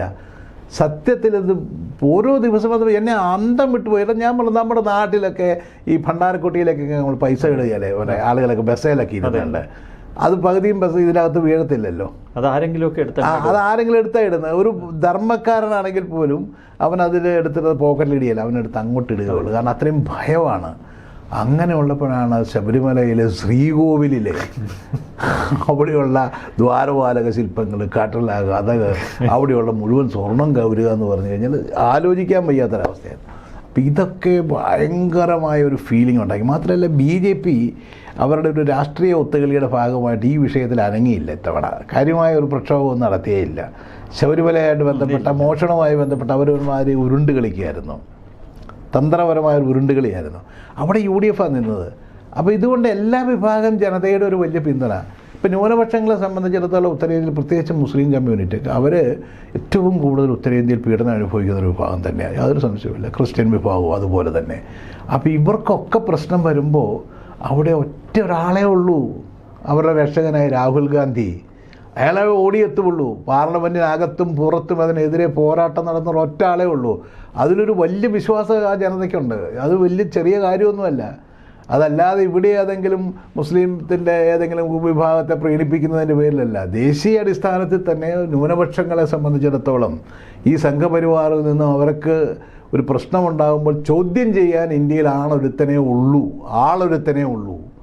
അത് രാഹുൽ ഗാന്ധിയാണ് എന്നുള്ള ഒറ്റ വിശ്വാസത്തിലാണ് അവരൊക്കെ നിൽക്കുന്നത്. അതൊക്കെ ഈ തെരഞ്ഞെടുപ്പിനെ നന്നായി സ്വാധീനിച്ചിട്ടുണ്ടെന്ന് ഞാൻ വിശ്വസിക്കുന്നു. അത് അടുത്ത് വരാൻ പോകുന്ന അസംബ്ലി ഇലക്ഷനെ വളരെ നന്നായിട്ട് സ്വാധീനിക്കും.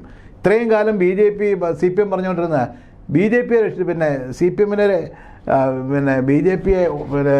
തടഞ്ഞു നിർത്താൻ CPM ഉള്ളൂ എന്നാണ് ഇത്രയും കാലം അവരുടെ ഒരു നറേഷൻ. അതായിരുന്നു BJP നേരിടാൻ CPM ഉള്ളൂ. ഇപ്പോൾ ആളുകൾക്ക് മനസ്സിലായത് വെറും കഥമാണ്, ഒരു കാര്യമില്ലെന്നും എല്ലാ അഡ്ജസ്റ്റ്മെൻറ്റും അവരുമായിട്ട് നടത്തുന്നുണ്ടെന്നും. പ്രത്യേകിച്ച് PM ശ്രീയൊക്കെ ഒപ്പിട്ടപ്പോഴത്തേക്കും എല്ലാ തലത്തിലും അവരെന്ത് പറയുന്ന അതിന് മുമ്പ് സറണ്ടർ ചെയ്ത് കൊടുക്കുന്ന ഒരു ഗവൺമെൻറ് അല്ലേ കേരളത്തിലെ. അങ്ങയുടെ ഒരു രാഷ്ട്രീയ പശ്ചാത്തലത്തിലേക്ക് കടന്നു ചെല്ലുമ്പോൾ അങ്ങ് പാല നിയോജകമണ്ഡലത്തിലെ രാമൂരം കേന്ദ്രീകൃതമായൊരു രാഷ്ട്രീയ പശ്ചാത്തലത്തിൽ നിന്നാണ് വളർന്നു വരുന്നത്. അവിടെ പഴയകാല നേതാവ് MM ജേക്കബ് അദ്ദേഹത്തിൻ്റെ ശിഷ്യനായി കോൺഗ്രസ് രാഷ്ട്രീയത്തിലേക്ക് കടന്നു വരുന്നു. ഈ രാമൂരം ഒട്ടനവധി പ്രത്യേകതകളുള്ള ഒരു സ്ഥലമാണ്. അത് വലിയ കോൺഗ്രസ് പശ്ചാത്തലമുള്ള, കോൺഗ്രസ് പാരമ്പര്യമുള്ള ഒരിടമാണ്. എന്നാൽ KM മാണി എന്ന രാഷ്ട്രീയ അധികായൻ തൻ്റെ ഇടം കണ്ടെത്തിയ അതേ നാട് രാമൂരം പാല. മധ്യ തിരുവിതാംകൂറിൽ, പ്രത്യേകിച്ച് ഈ കോട്ടയം ജില്ലയിൽ കേരള കോൺഗ്രസ്സിന് കൂടുതൽ പ്രസക്തി കൈവരുത്താൻ, കേരള കോൺഗ്രസിൻ്റെ വളർച്ച യാഥാർത്ഥ്യമാക്കാൻ അവിടെ KM മാണി എന്ന ആ നേതാവ് വലിയ സ്റ്റേച്ചറിൽ ഒട്ടനവധി പ്രവർത്തനങ്ങൾ തുടർന്നിരുന്നു. അതിൻ്റെ ഒരു അനന്തരഫലം പലപ്പോഴും കേരള കോൺഗ്രസ് സംഘടനകളായിരുന്നു, പ്രത്യേകിച്ച് രാമൂരം മേഖലയിൽ.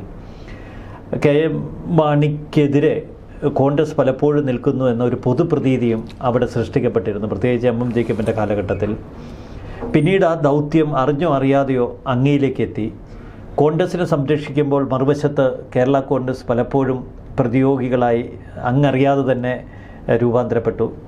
എന്നാൽ കോട്ടയം ജില്ലയിൽ തന്നെയുള്ള ഉമ്മൻചാണ്ടിയെ പോലുള്ള നേതാക്കൾ വളരെ തന്മയത്വത്തോടെ ആ കാര്യങ്ങളൊക്കെ കൈകാര്യം ചെയ്ത് കേരള കോൺഗ്രസിനെ അധികം വെറുപ്പിക്കാതെ, പിണക്കാതെ തൻ്റെ രാഷ്ട്രീയ താല്പര്യം നോക്കി അങ്ങനെ അങ്ങ് ഒരിടം കണ്ടെത്തി. മറുവശത്ത് അങ്ങ് പലപ്പോഴും ഒരു കേരള കോൺഗ്രസിൻ്റെ ഒരു പ്രതിയോഗിയായി ചിത്രീകരിക്കപ്പെട്ടു. അതങ്ങയുടെ രാഷ്ട്രീയത്തെ ബാധിച്ചു എന്ന് തോന്നുന്നില്ലേ? ഈ കോട്ടയം ജില്ലയുടെ കിഴക്കൻ മേഖലയിലാണ് ഈ കേരള കോൺഗ്രസ് ശക്തമായിട്ടുള്ളത്. പ്രത്യേകിച്ച് കമ്മ്യൂണിറ്റിയെ പറഞ്ഞാൽ കാത്തലിക് മേഖലയാണത്. അവിടെയാണ് കേരള കോൺഗ്രസും ശക്തമാണ് രണ്ടിടത്തും. അത് അതേസമയം കോട്ടയത്തിൻ്റെ പടിഞ്ഞാറൻ മേഖല, കോട്ടയം ടൗണും ഒക്കെ ആയിട്ട് ബന്ധപ്പെട്ട് അവിടെ കേരള കോൺഗ്രസിന് കാര്യമായ ശക്തിയൊന്നുമില്ല. അവിടെ കോൺഗ്രസ്സാണ് അവിടെ ശക്തമായിട്ടുള്ളത്. പ്രത്യേകിച്ച് UDF കോൺഗ്രസിനെ ഒരു വളരെ കേരള കോൺഗ്രസിന് കാര്യമായ വലിയ പ്രശ്നങ്ങളൊന്നും ഉണ്ടാക്കാൻ പറ്റത്തുമില്ല. അതുകൊണ്ട് തന്നെ ഉമ്മൻചാണ്ടിയെ സംബന്ധിച്ചിടത്തോളം ഉമ്മൻചാണ്ടിക്ക് അങ്ങനെ ഒരു ഫൈറ്റിലേക്കൊന്നും പോകേണ്ടി വന്നിട്ടില്ല. പിന്നെ അദ്ദേഹം സ്റ്റേറ്റ് പൊളിറ്റിക്സ് നിയന്ത്രിക്കുന്ന ഒരാളാണെന്നുള്ള നിലയിൽ അദ്ദേഹം ഇതിൻ്റെ കോമ്പിനേഷൻ കറക്റ്റാക്കിയുള്ളൂ. ഞങ്ങളെ സംബന്ധിച്ചിടത്തോളം ഞങ്ങളുടെ എക്സിസ്റ്റൻസിൻ്റെ പ്രശ്നമാണ് പാലായിൽ കോൺഗ്രസ്സുകാരെ സംബന്ധിച്ചിടത്തോളം. കാരണം കേരള കോൺഗ്രസുമായിട്ട് നേരിട്ട് നമ്മളെപ്പോഴും മത്സരം നടക്കുക. അടിയന്തരാവസ്ഥ കാലത്താണ് കേരള കോൺഗ്രസ് മുന്നണിയിലേക്ക് വരുന്നത്. തദ്ദേശഭരണ തെരഞ്ഞെടുപ്പിൽ പഞ്ചായത്ത് മത്സരങ്ങളൊക്കെ പരസ്പരം കോൺഗ്രസും കേരള കോൺഗ്രസും തമ്മിൽ പൊരുതും. അതിൻ്റെ കാര്യം ഞാൻ പറഞ്ഞുതരാം. ഞങ്ങൾ പിന്നെ അടിയന്തരാവസ്ഥ കാലത്താണ് കേരള കോൺഗ്രസ് മുന്നണിയിലേക്ക് വരുന്നത്. അന്ന് വരെ എം ജേക്കബ് സാറും KM ചാണ്ടി സാറും MA ജോൺ സാറും അങ്ങനെയൊക്കെ ഉള്ള ആളുകളെല്ലാമാണ് അവിടുത്തെ കോൺഗ്രസിൻ്റെ നേതാക്കന്മാരായി നിന്നിരുന്നവർ. അവരൊക്കെ പ്രത്യയശാസ്ത്രപരമായി തന്നെ കേരള കോൺഗ്രസിനെതിരെ നിൽക്കുന്നവരാണ്. സെക്യുലറായിരുന്നവരെല്ലാം കോൺഗ്രസിന് നിലനിൽപ്പില്ല. 64 കേരള കോൺഗ്രസ് ഉണ്ടായ സമയത്ത് അവിടെയൊക്കെ വലിയ കൂട്ടമായിട്ടൊരു ഒഴുക്കാണ് ഉണ്ടായത് കേരള കോൺഗ്രസിലേക്ക്. കോൺഗ്രസ് തന്നെ അട്ടിപ്പടല തകർത്ത് കളഞ്ഞ സ്ഥലമാണ്. അവിടെ നിന്ന് തിരിച്ചു കൊണ്ടുവന്നിട്ടുള്ളത് ഈ നേതാക്കന്മാരൊക്കെയാണ് കോൺഗ്രസിനെ അവിടെ ശക്തമായിട്ട്. അപ്പോൾ അവരുടെയൊക്കെ ഒരു പിന്നെ പിൻതലമുറക്കാരെന്നുള്ള ഞങ്ങളുമൊക്കെ അതിൻ്റെ ഓരം പറ്റി നിൽക്കുന്നവരാണ്. അവരൊക്കെ പ്രവർത്തിക്കുമ്പോൾ ഞങ്ങൾ കൊച്ചു പിള്ളേരായി KSUവിലൊക്കെ നിൽക്കുന്ന ആളുകൾ ഞങ്ങൾ അതിൻ്റെ ഓരം പറ്റി നിന്നിട്ടുള്ളവരാണ്. അപ്പോൾ അവിടെ ഞങ്ങളുടെ പാർട്ടിയുടെ കോൺഗ്രസിൻ്റെ എക്സിസ്റ്റൻസിന് വേണ്ടി സത്യസന്ധമായ നിലപാട് സ്വീകരിച്ചു എന്നുള്ളതേ ഉള്ളൂ. അതുകൊണ്ട് ഞങ്ങൾക്ക് അവിടെ മാർക്സിസ്റ്റ് പാർട്ടിക്കൊന്നും കാര്യമായ ശക്തിയൊന്നുമില്ല, കാര്യമായ ഒരു പ്രതിയോഗിയല്ല. മറ്റു പാർട്ടി കോൺഗ്രസും കേരള കോൺഗ്രസുമാണ് നേരിട്ട് ഏറ്റുമുട്ടുന്നത്. ഒരുപാട് സംഘടനകളും കൊലപാതകങ്ങളും എല്ലാം നടന്നിട്ടുള്ളൊരു സ്ഥലമായി കേരള കോൺഗ്രസ്. കമ്മ്യൂണിസ്റ്റ് പാർട്ടികളെ കണ്ണൂരിലൊക്കെ നടന്നിട്ടുള്ളതുപോലെ ഒരുപാട് ഒരു കാലഘട്ടം കൊച്ചുനാളിലൊക്കെ രാമപുരം പട്ടണത്തിൽ പരസ്പരം കുത്തിമരിക്കുന്ന എത്ര കഥകൾ കേരള കോൺഗ്രസ് വലിയ ഫൈറ്റായിരുന്നു അവിടെ. അപ്പോൾ ആ ഫൈറ്റിൻ്റെ ഒരു പാരമ്പര്യമാണ് ഞങ്ങളിലൊക്കെ വരുന്നത്. ഇപ്പോൾ സ്വാഭാവികമായിട്ടും പിന്നെ അവരെല്ലാം മരിച്ചു. ഇപ്പം പുതിയ തലമുറ, ഇപ്പം ഞങ്ങളൊക്കെ സീനിയേഴ്സായി, സ്വാഭാവികമായിട്ടും ഞങ്ങളൊക്കെ അതിൻ്റെ നേതൃത്വത്തിലേക്ക് വന്നു. അപ്പോൾ ഇതെല്ലാം ഞങ്ങളും കൊണ്ടു നടക്കേണ്ട ഒരു ആവശ്യമുണ്ട്. ഞങ്ങളും അതുകൊണ്ട് പാർട്ടിയെ സംരക്ഷിക്കേണ്ടതായിട്ടുണ്ട്. അപ്പോൾ കേരള കോൺഗ്രസ് മത്സരിക്കുമ്പോൾ മുന്നണിയാണെന്ന് പറഞ്ഞ് ഞങ്ങൾക്ക് മാറി നിൽക്കാൻ പറ്റത്തില്ല. കാരണം ഞങ്ങളുടെ വർക്കേഴ്സ്, ഞങ്ങളുടെ പ്രവർത്തകരെ സംരക്ഷിക്കേണ്ട ഞങ്ങൾ. അപ്പം മത്സരങ്ങൾ നടക്കും, പഞ്ചായത്തിൽ പരസ്പരം മത്സരിക്കും. പക്ഷേ പരസ്പരം മത്സരിച്ചാലും പുറത്തോട്ടാരും പോയില്ലോ. ഒന്നെങ്കിൽ കോൺഗ്രസ് ജയിക്കുക, അല്ല കേരള കോൺഗ്രസ് ജയിക്കും, വേറെ ആരും കൊണ്ടുപോകത്തൊന്നുമില്ല. അപ്പോൾ അതുകൊണ്ട് പരസ്പരം മത്സരിക്കും. അപ്പോൾ ഇതിന് പക്ഷേ മാണി സാറിനെയൊക്കെ സംബന്ധിച്ച് എനിക്കെങ്ങും അദ്ദേഹത്തോട് ബഹുമാനം ഉണ്ടായിരുന്നുള്ളൂ. പക്ഷേ എനിക്ക് ഒരുപാട് പ്രകടിപ്പിക്കാനൊന്നും പറ്റത്തില്ല. കാരണം അവിടെ നല്ല മത്സരം നടക്കുന്നതിനിടയ്ക്ക് എനിക്കിങ്ങനെ ഞാൻ മാണി സാറിൻ്റെ ആളായിട്ടൊന്നും എനിക്ക് നിൽക്കാൻ പറ്റത്തില്ല. പക്ഷേ മാണി സാറിൻ്റെ ഈ ബാർക്കോഴ വിഷയം ഉണ്ടായപ്പം ഞാൻ നെഞ്ചത്ത് കൈവച്ചുകൊണ്ട് ഞാൻ പറയാം, ഞാൻ നടത്തിയിട്ടുള്ളതുപോലെ ഭംഗിയായി അദ്ദേഹത്തെ പ്രതിരോധിച്ചിട്ടുള്ള ഒരാൾ, അദ്ദേഹത്തിനെ വേണ്ടി സംസാരിച്ചിട്ടുള്ളതെന്ന് ഞാൻ പാർട്ടിയുടെ വക്താവാണ്, കോൺഗ്രസ് പാർട്ടിയുടെ വക്താവ് എന്നുള്ള നിലയിൽ ചാനലുകളിലും പത്രങ്ങളിലും ജോസ് കെ മാണിയോട് ചോദിച്ചാൽ മതിയല്ലോ, ഞാൻ എന്തുമാത്രം ഞാൻ നിന്നിട്ടുള്ളതാണ്.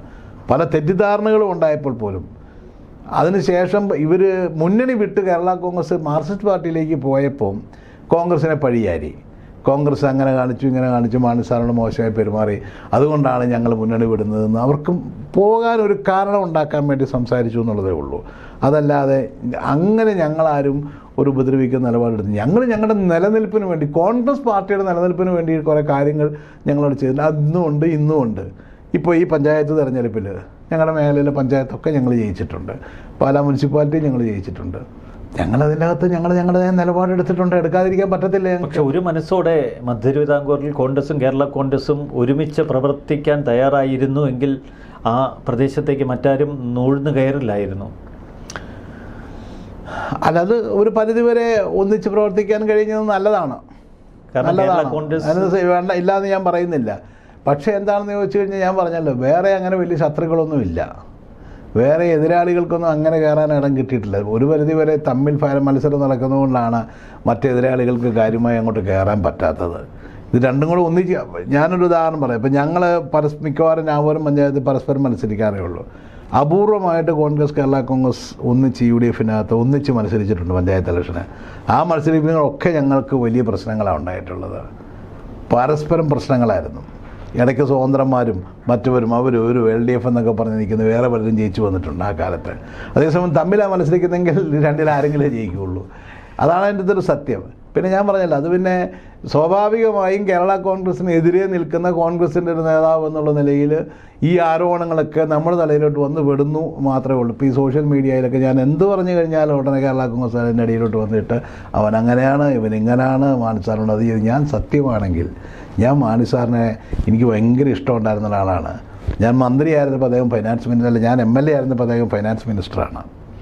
ചെല്ലുന്ന സമയത്ത് എപ്പോൾ ചെന്ന് കഴിഞ്ഞാലും എന്നോട് വല്ല വാത്സല്യത്തോടെയാണ്. ഇപ്പം സാറ് തന്നെ ഒരു തമാശ പറയായിരുന്നു, വാഴക്കിനെ ആ കുരുളാൻ ചേട്ടൻ്റെ TV കുരുളയാണ്, ഇപ്പം രണ്ടുപേരെയും കണ്ടു കഴിഞ്ഞാൽ അപ്പോൾ എനിക്ക് എവിടെയെങ്കിലും പിന്നെ നമുക്കൊരു പദ്ധതി കൊടുക്കാണ്ടിരിക്കാൻ മേലാത്തവർ, ഇവരെന്തെങ്കിലും പ്ലാനും ഇട്ടുകൊണ്ട് പയ്യെ പമ്മി വരുള്ളൂ, ഇവന്മാർ വന്നു കഴിഞ്ഞാൽ നമ്മുടെ എന്തെങ്കിലും നമ്മളെ കൊണ്ട് പോവുള്ളെന്ന് പറയും. അപ്പം ഞങ്ങൾ രണ്ടുപേരും ഇങ്ങനെ ഒറ്റയ്ക്ക് ഇങ്ങനെ പ്രോജക്റ്റുകൾ നമ്മളുണ്ടാക്കി മാണി സാറിന് ഒറ്റയ്ക്ക് പോയിരുന്ന് കണ്ട് വർത്തമാനമൊക്കെ പറഞ്ഞ് ആ കൂട്ടത്തിൽ നമ്മുടെ പ്രോജക്റ്റ് പറഞ്ഞ് നമ്മളതെല്ലാം അംഗീകരിച്ച്, എനിക്ക് ഒരുപാട് പ്രോജക്റ്റുകൾ എനിക്ക് അതേ തന്നിട്ടുണ്ട്. കാരണം ഡിപ്പാർട്ട്മെൻറ്റുകൾ പിന്നെ PWD ആണെങ്കിലും മറ്റ് ഡിപ്പാർട്ട്മെൻറ്റുകളാണെങ്കിലും അംഗീകരിച്ചാൽ അതിന് ഫൈനാൻസ് ആക്ഷൻ കിട്ടണമെങ്കിൽ ഫൈനാൻസ് മിനിസ്റ്ററുടെ ഭാഗത്തു നിന്ന് വരണമല്ലോ. അപ്പോൾ ഈ പദ്ധതികളെല്ലാം റെഡിയാക്കി അവിടെ എത്തിച്ച് ഫൈനാൻസിൻ്റെ ഒരു സാങ്ഷൻ കിട്ടാൻ വേണ്ടി നമ്മളവിടെ പോയിരിക്കും. എന്നോട് വലിയ വാത്സല്യത്തോടും സ്നേഹത്തോടും കൂടി തന്നെ സാറ് പെരുമാറിയിട്ടുള്ളൂ. എനിക്കും ആ സ്നേഹവും വാത്സല്യവും ഉണ്ടായിരുന്നു. അതുകൊണ്ട് തന്നെയാണ് ഈ ബാർക്കോഴ കേസ് പറയുന്ന സമയത്ത് ചോദിച്ചത്, സാറ് ഇപ്പോൾ 3ാമത്തെ നിലയിലോട്ട് വന്നിട്ട് ഇത് അവതരിപ്പിക്കുന്നത്, അതിൻ്റെ തൊട്ടിപ്പുറം നിൽക്കുന്നത് നമ്മളാണ് കൂടെ നിൽക്കുന്നത്. ഞങ്ങളത് അത്ര നിയമസഭയെ പ്രൊട്ടക്ട് ചെയ്തിട്ടുള്ളത്. ബഡ്ജറ്റ് അവതരിപ്പിക്കുമ്പം ഞങ്ങൾ അത്രമാത്രം പ്രൊട്ടക്ട് ചെയ്തതാണ് സാറിനെ. അതുപോലെ ഞാനല്ല, ചാനലുകളിൽ അന്ന് ഈ ആൻ്റണി രാജു എന്നൊക്കെ പറഞ്ഞവരൊക്കെ കേരള കോൺഗ്രസ് ആണ്, അവർ പറഞ്ഞതിനേക്കാളും ഒക്കെ ഭംഗിയായി ഞങ്ങളാണ് നിന്നിട്ടുള്ളത്.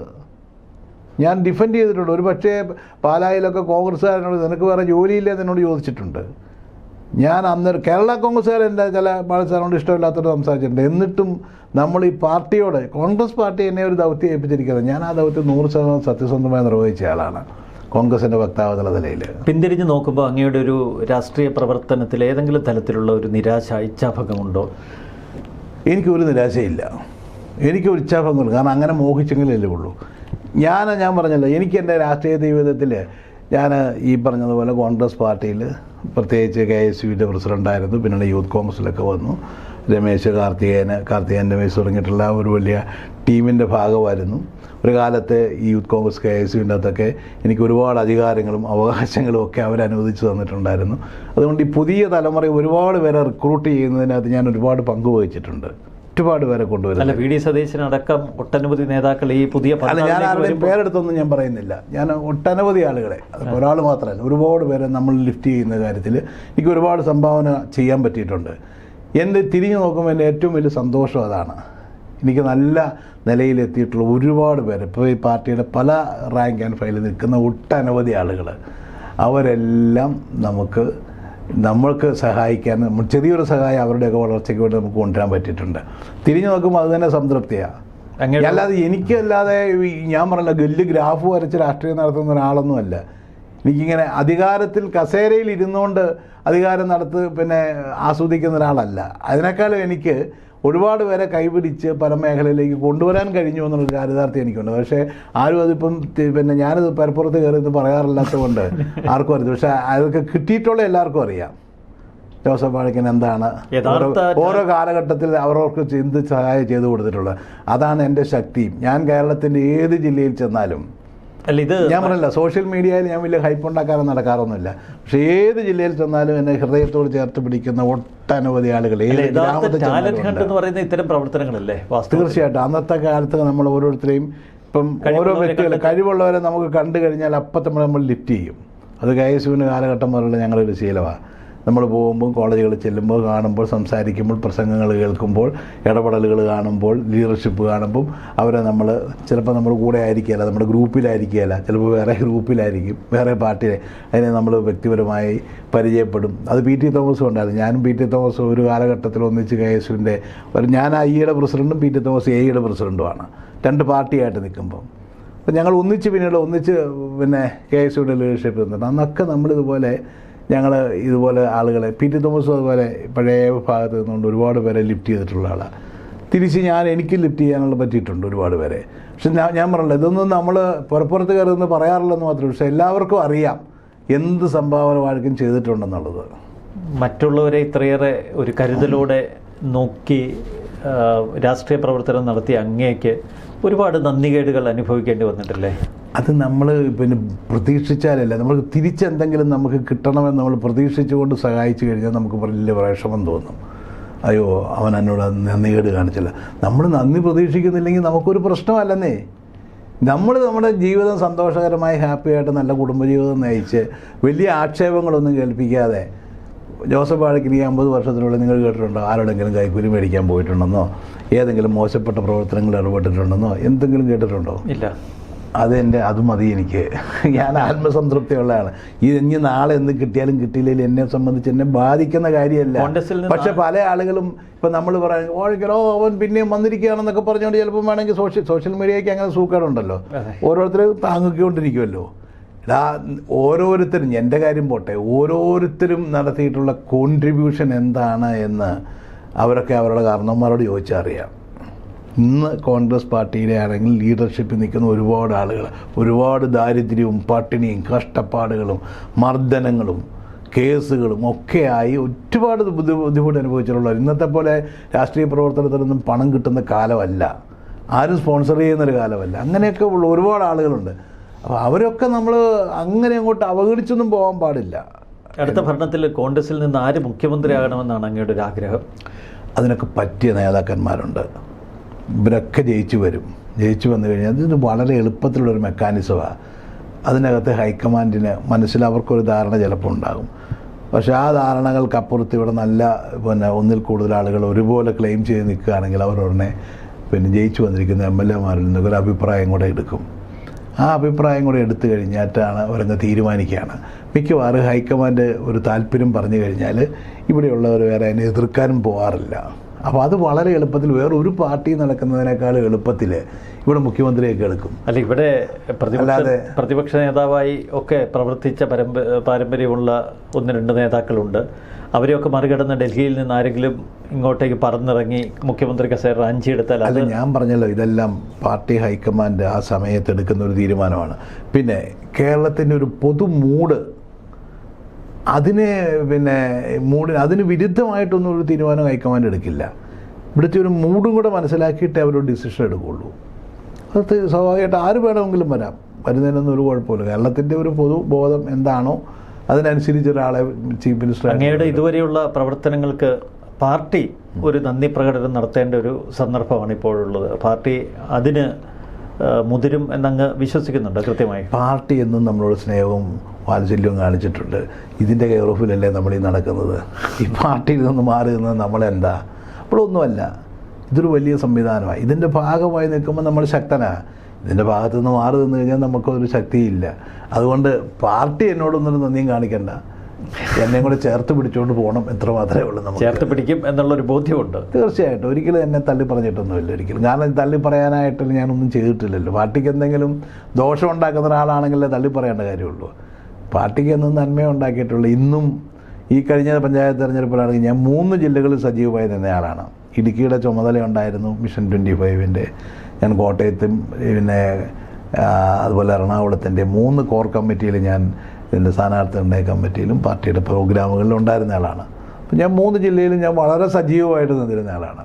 10 വർഷം മുമ്പാണ് അങ്ങ് മൂവാറ്റുപുഴ MLA ആയി അവിടെ സേവനമനുഷ്ഠിച്ചത്. പക്ഷേ ഇപ്പോഴും മൂവാറ്റുപുഴയിൽ നിറഞ്ഞു നിൽക്കുന്നത് അതിൻ്റെ ലോജിക്ക് എന്താണ്? അല്ല, മൂവാറ്റുപുഴ എന്ന് പറഞ്ഞാൽ എനിക്ക് ഒരിക്കലും മറക്കാൻ വയ്യാത്തൊരു മണ്ണാണ്. കാരണം എന്നെ ആദ്യമായിട്ട് MLA ആക്കിയ മണ്ണാണ്. ഒരുപാട് കാര്യങ്ങൾ ഞാൻ ചെയ്തതാണ്. എന്നെ സ്നേഹിക്കുന്ന ഒരുപാട് ആളുകളുണ്ട്. മാത്രമല്ല 2016 എൻ്റെ തോൽവി അതുപോലും ഞാൻ അർഹിക്കുന്നൊരു തോൽവി അല്ലായിരുന്നു എന്ന് ആ നാട്ടിലെ ആളുകൾ പൊതുവെ വിശ്വസിക്കുന്നുണ്ട്. ഒരബദ്ധം പറ്റിപ്പോയതാണെന്നോ അല്ലെങ്കിൽ എനിക്കൊരു തെറ്റിദ്ധരിക്കപ്പെട്ടു പോയതാണെന്നൊരു ധാരണയുണ്ട്. അതുകൊണ്ട് തന്നെ ആ സ്നേഹത്തിൻ്റെ സാധാരണ അന്ന് കിട്ടുന്നതിൻ്റെ ഇരട്ടി സ്നേഹം എനിക്കിന്ന് അവിടെ കിട്ടാറുണ്ട്. 3 ഇരട്ടി സ്നേഹം കിട്ടാറുണ്ട്. അവിടെ ഞാൻ എവിടെ ഇറങ്ങിച്ചെന്നാലും ഏത് സ്ട്രീറ്റിൽ ഇറങ്ങിച്ചെന്നാലും ആ സ്നേഹവും വാത്സല്യം കിട്ടുകയാണ്. അപ്പോൾ അങ്ങനെ ഒരു ജനതയുടെ അടുത്ത് പോയി പ്രവർത്തിക്കാനും അവർക്ക് വേണ്ടിയുള്ള കാര്യങ്ങൾ ഇടപെടാൻ എനിക്കിപ്പോഴും സന്തോഷമാണ്. അവിടെ എപ്പോഴും എനിക്ക് എൻ്റെ ഒരു പ്രധാനപ്പെട്ട പ്രവർത്തനം ഇപ്പോൾ ഈ ഹോസ്പിറ്റലുകളിൽ മുഴുവൻ നമ്മൾ നല്ല കണക്ഷനുകൾ ഉണ്ടാക്കിയിട്ടുണ്ട്. ഏത് രോഗിയുടെ കാര്യങ്ങൾ വന്നാലും മിക്കവാറും എന്നെ വിളിക്കാറുണ്ട്. ഞാൻ തന്നെയായിരിക്കും അവരുടെ കാര്യത്തിൽ ഇടപെടുന്നതും കാര്യങ്ങൾ അവർക്ക് കഴിയുന്ന സഹായം. അതെൻ്റെ ഒരു പ്രവർത്തനത്തിൻ്റെ ഒരു ഭാഗമാണത്, ഈ ഹോസ്പിറ്റലുകളിലെ സഹായങ്ങൾ. അപ്പം അങ്ങനെ നമ്മളെല്ലാ കാര്യങ്ങളിലും ഏത് കാര്യത്തിൽ എന്നെ വിളിക്കാറുണ്ട്, ചെല്ലാറുണ്ട്. അവിടെ ഏത് കല്യാണമോ ഏത് നൂലുകെട്ടുണ്ടെങ്കിലും എന്നെ വിളിക്കും, ഞാൻ പോകും. അതെനിക്ക് വേറെ ഒന്നും ലക്ഷ്യം വെച്ചുകൊണ്ടൊന്നുമല്ല. അതെനിക്ക് ഇഷ്ടമുള്ള എന്നെ സ്നേഹിക്കുന്ന ഒരു ജനതയുടെ കൂടെ നിന്ന് പ്രവർത്തിക്കാനുള്ള ഒരു സന്തോഷം, അത്ര മാത്രമേ ഉള്ളൂ. തീർച്ചയായിട്ടും. വളരെ നന്ദി ശ്രീ ജോസഫ് വാഴക്കൻ. നന്ദി, നമസ്കാരം.